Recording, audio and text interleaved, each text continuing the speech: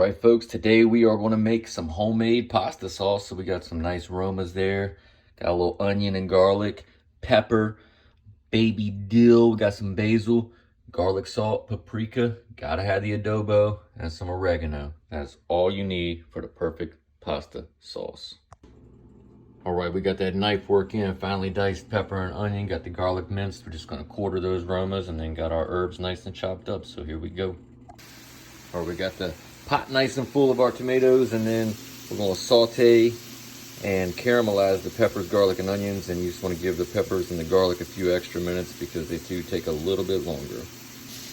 All right, now we're gonna add the onions in because the peppers have gotten nice and soft. And we got the herbs and the rest of the garlic added into here. We're gonna throw a lid on that and let that stew.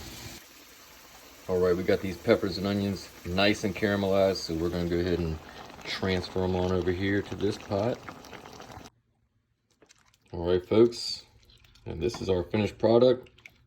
Just gonna let it cool and jar some up and freeze it.